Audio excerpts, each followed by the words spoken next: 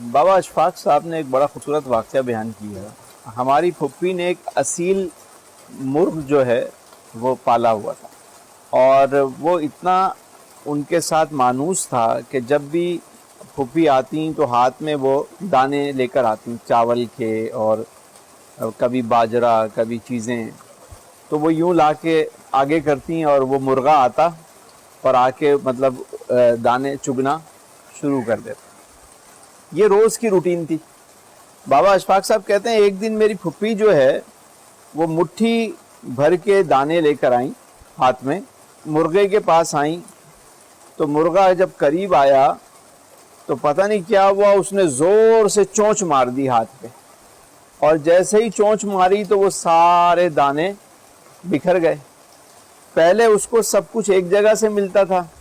اب اس کو اس سارے کو جمع کرنے میں کھانے میں بہت زیادہ محنت کرنی پڑی. اس واقعے سے جو پتہ چلتا ہے وہ یہ کہ بسا اوقات کسی شخص کو ایک جگہ سے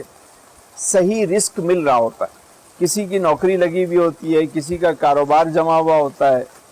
لیکن اچانک کبھی اس کو مستی چڑھتی ہے اور وہ اپنی نوکری کو لات مار کے اور مطلب کام چھوڑ کے چلا جاتا ہے. یا تو کوئی مقصد ہو چھوڑنے کا، یعنی اس سے اچھا آپ کو کوئی آفر ہو رہی ہے، یا کوئی بہت بڑا مقصد ہے کہ یہ چیز چھوڑ کے آپ اس طرف جا رہے ہیں تو یہ فیصلہ آپ نے کیا، لیکن کوئی مقصد بھی نہیں ہے زندگی میں، اور آپ نے ایک لگی بندھی انکم کو، جو روزی روٹی آپ کی لگی ہوئی تھی، اس کو آپ نے لات مار دی.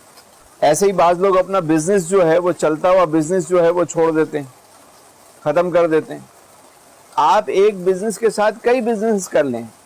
ہاں اگر بہت لاس ہو رہا ہے یا کوئی اور اس میں پرابلم ہے تو ایک الگ بات ہے، لیکن چلتی ہوئی چیز کو، اپنے لگے بندھے کام کو، لگی بندھی نوکری کو کبھی بھی لات نہ ماریں. اور جو لوگ یہ کرتے ہیں وہ بعد میں بہت زیادہ پچھتاتے ہیں، پھر وہ افسوس کرتے ہیں کہ یار اس دن میں غصے میں نہیں آتا، اس دن میں جذبات میں نہیں آتا، لیکن بس مجھ سے مسٹیک ہو گئی. اللہ تعالیٰ جب کوئی نعمتیں دے تو اس کی قدر کریں،